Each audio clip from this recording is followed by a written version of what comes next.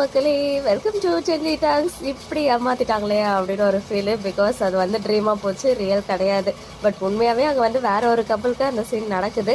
அதை பார்த்து நம்ம மேடம் உடனே அவங்களுடைய ட்ரீமுக்கு போயிட்டாங்க. பட் ரொம்ப க்யூட்டாக இருந்துச்சு. நேற்று சொன்னது தான், நம்ம இனிமேல் அதிகமாக எக்ஸ்பெக்டேஷன் வைக்கக்கூடாது அப்படின்றது புரிஞ்சிருச்சு.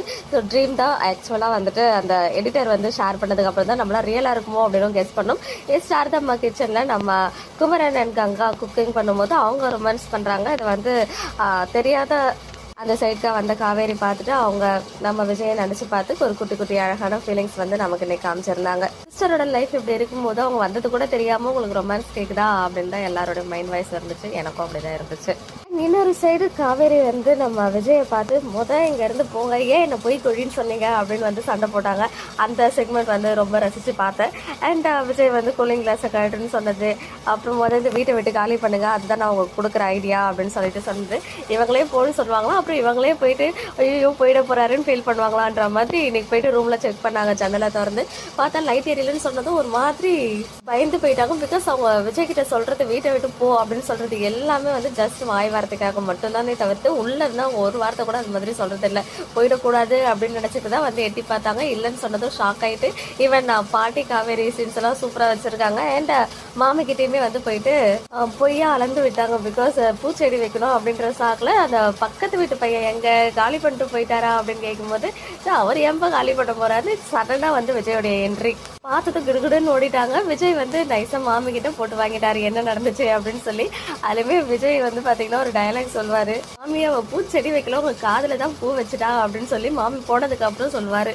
இப்பெல்லாம் வந்து சின்ன சின்ன டயலாக்ஸ்ல கூட நல்லா ரசிக்கிற மாதிரியும் சிரிக்கிற மாதிரியும் இருக்கு. ஈவன் காவேரி வந்து பாட்டிக்கிட்ட எல்லாம் ஒரு சேஃப்டிக்கு தான் பாட்டி அப்படின்னு சொல்றது.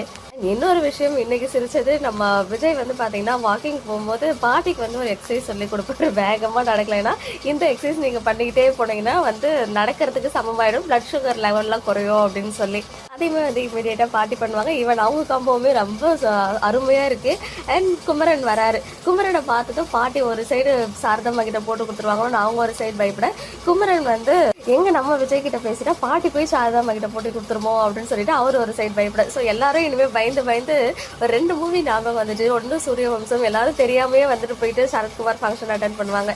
இன்னொன்று வந்து அஜித் அண்ட் மாளவிகா ஒரு மூவி ஆக்ட் பண்ணியிருப்பாங்க. அங்கேயும் அப்படிதான் ஒரே ஃபேமிலியில இருக்கும்போது எல்லாரும் தெரியாம வந்து அஜித்க்கு வந்து ஹெல்ப் பண்ணுவாங்க, ஏதோ ஒன்று சாப்பிட்றதுக்கு கொடுப்பாங்க.